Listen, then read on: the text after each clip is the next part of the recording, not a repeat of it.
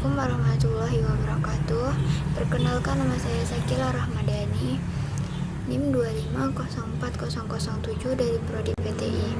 Di pembelajaran ini saya buat untuk salah satu syarat UAS dalam mata kuliah Arsitektur dan Organisasi Komputer yang berjudul Proses Komputasi Input dan Output pada Komputer.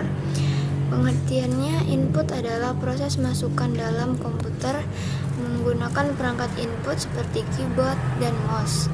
Output adalah hasil pengolahan data yang ditampilkan melalui perangkat output seperti monitor dan printer. Yang pertama ada mengenal dasar sistem komputasi. Definisi input, proses, dan output. Siklus pengolahannya, data mentah dimasukkan melalui perangkat input, kemudian diolah secara digital oleh prosesor, dan diakhiri dengan penyajian informasi yang bermakna melalui perangkat output. Yang kedua ada interaksi pengguna. Konsep ini menjembatani komunikasi antar instruksi manusia dan bahasa mesin, di mana setiap tindakan pengguna dikonversi menjadi bit data untuk menghasilkan respons sistem yang sesuai. Yang ketiga ada transformasi data. Selama tahap proses, algoritma dan logika aritmatika diterapkan pada data masukan untuk mengubah status informasi, menjadikannya hasil yang dapat digunakan untuk mengambil keputusan atau hiburan. Selanjutnya ada arsitektur von Neumann. Unit pemrosesan pusat, komponen utama yang mengintegrasikan unit aritmatika, logika, dan unit kontrol untuk mengeksekusi instruksi program. Kedua ada memori utama terpadu, struktur penyimpanan tunggal yang menampung data dan instruksi program secara bersamaan dalam ruang alamat yang sama. Ketiga ada sistem bus komunikasi, jalur transmisi data yang menghubungkan perangkat input, output, memori, dan prosesor untuk pertukaran informasi secara efisien. Kemudian ada alur data dalam komputer. Penerimaan sinyal sistem input. Perangkat input mengirim sinyal digital ke unit pemrosesan pusat bus dalam sistem. Kedua ada pemrosesan data instruksi. CPU mengeksekusi algoritma pemrosesan data yang tersimpan di memori utama untuk menghasilkan informasi yang logis. Ketiga ada distribusi hasil output. Data yang telah diproses dikirim ke perangkat output atau penyimpanan sekunder untuk ditampilkan atau disimpan. Selanjutnya ada proses input, gerbang masuk data. Jenis-jenisnya yaitu perangkat interaktif. Alatnya seperti keyboard, mouse, yang memungkinkan pengguna memberikan perintah langsung secara real time atau navigasi antar muka dan pengetikan teks. Yang kedua ada perangkat pemindaian. Scanner dan kamera bekerja dengan menangkap informasi visual dari dunia fisik dan mengubahnya menjadi representasi data digital di dalam sistem. Ya, input audio. Microsoft menangkap gelombang suara getaran udara untuk diproses sebagai data audio yang kemudian dapat digunakan untuk komunikasi atau pengenalan suara. Selanjutnya ada konversi data analog ke digital. Yang pertama yaitu sampel sinyal kontinu pada interval waktu tertentu untuk merepresentasikan data asli secara diskrit. Kedua ada kuantisasi nilai. Penentuan nilai numerik spesifik untuk setiap sampel yang diambil berdasarkan skala level yang tersedia pada sistem digital. Ketiga ada pengerjaan biner.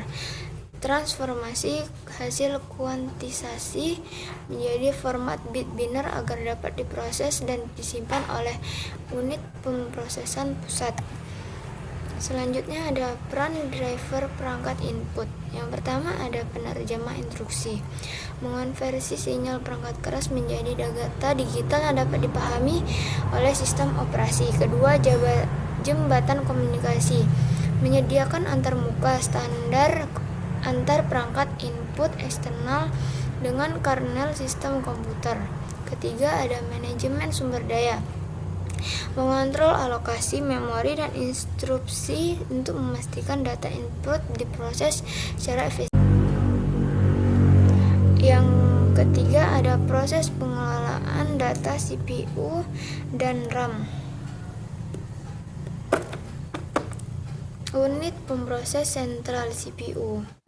Yang pertama ada otak sistem. CPU berfungsi sebagai pusat kendali utama yang mengkoordinasikan seluruh komponen perangkat keras dan menjalankan instruksi dari perangkat lunak. Yang kedua ada eksekusi kalkulasi. Melalui aritmetik, logik unit ALU, CPU melakukan operasi perhitungan matematis dan perbandingan logis yang menjadi dasar dari setiap pemrosesan data.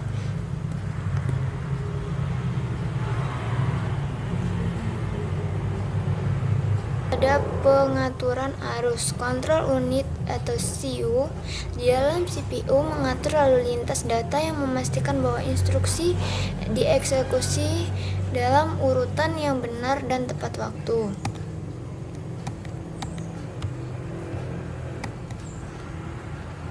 Selanjutnya ada siklus instruksi, fetch, decode, dan execute.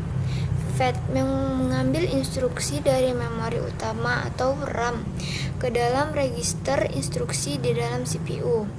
Yang kedua ada decode, menerjemahkan kode binar instruksi oleh unit kontrol untuk menentukan operasi yang harus dilakukan.